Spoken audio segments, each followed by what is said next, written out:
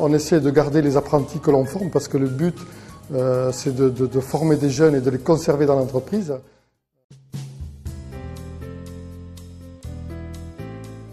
Essentiellement, on fait tout ce qui est énergie renouvelable, la clim.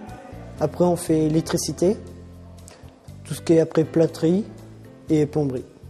Le marché, c'est vers les panneaux solaires. On en fait, vers le mois de janvier, on va en faire 2 par semaine. Qu'avant, on en faisait 1 par semaine, mais maintenant, ça se développe là, de plus en plus. On fait les particuliers, mais c'est petits panneaux solaires. Et après, on va chez les agriculteurs. On en fait plus gros, et voilà. Le géothermie se développe beaucoup en ce moment. Tout ce qui est pompe à chaleur, puis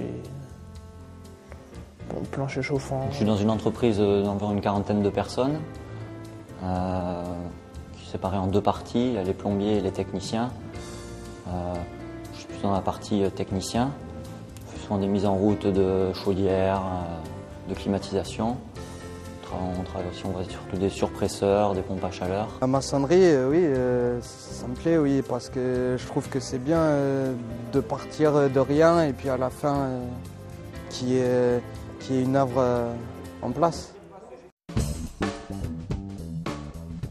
Et moi, j'ai dans le projet de faire un bac dans le béton ou quelque chose comme ça, mais pour l'instant, je sais pas, je me fixe pas d'idées trop hautes parce que après, je sais que je vais pas y aller. Donc, La formation par apprentissage va durer jusqu'à la fin de l'année prochaine. Et si j'ai mon BEP, le TFCA, mais je continuerai sur un bac pro pour aller de l'avant après et peut-être plus tard pour créer une entreprise. C'est monter mon entreprise, c'est sûr.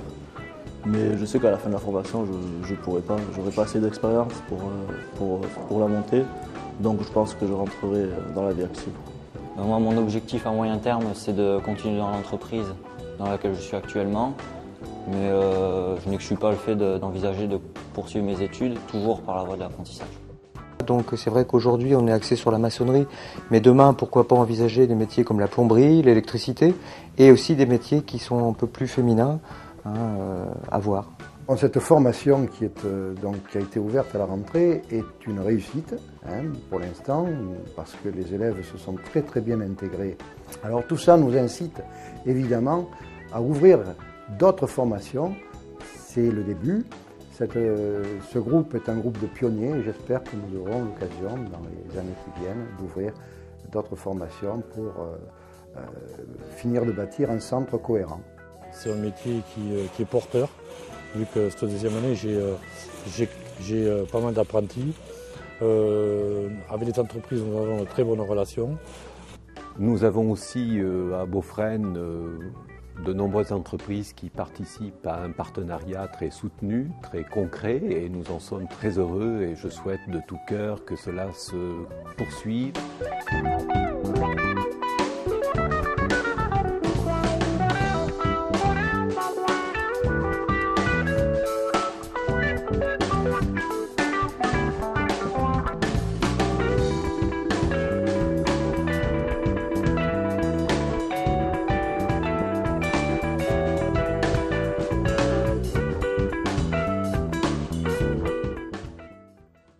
Voilà, ici s'achève donc la visite du CFA Aspect Aquitaine. J'espère que ces quelques images vous auront intéressé et vous auront donné l'envie d'aller rendre visite à nos équipes sur les différents lieux. Quant à moi, je souhaiterais insister sur 4 points qui nous semblent fondamentaux et que nous chercherons toujours à renforcer, en tous les cas dans les années qui viennent. Le premier point, c'est l'accueil des apprentis. Nos lycées professionnels qui portent des unités de formation par apprentissage sont tous dotés d'internats, d'équipements sportifs, équipements culturels, d'abord à la disposition des jeunes de la voie classique et maintenant à la disposition également des apprentis, et ça c'est quelque chose à quoi nous tenons beaucoup. Ensuite, la notion de passerelle. La notion de passerelle prend dans le CFA Aspect Aquitaine tout son sens. Nous avons des jeunes, bien sûr, qui sont dans la voie classique, des apprentis sont intégrés dans les lycées professionnels, et nous souhaitons favoriser la mixité. Il faut que les uns et les autres comprennent que, dans leur cursus de formation, ils vont pouvoir alterner entre l'apprentissage à un moment donné, et puis la voie classique, et puis après, pourquoi pas à nouveau, l'apprentissage. Notre deuxième point, c'est notre partenaire, ou nos partenaires. c'est-à-dire le monde de l'entreprise. Ça, c'est un point également fondamental. Ce sont les branches professionnelles et les entreprises qui sont à l'origine des formations que nous présentons donc à nos autorités de tutelle. Ce sont aussi grâce et avec les entreprises que nous limiterons les ruptures, parce que nous connaîtrons bien les maîtres d'apprentissage, que nous pourrons rentrer en contact avec eux régulièrement. Et puis enfin, l'enseignement général, c'est aussi quelque chose sur lequel nous allons nous arc-bouter. Tous les formateurs du CFA Aspect Aquitaine sont, dans leur quasi-majorité, dans leur quasi-totalité, également des enseignants sous contrat avec l'Éducation nationale.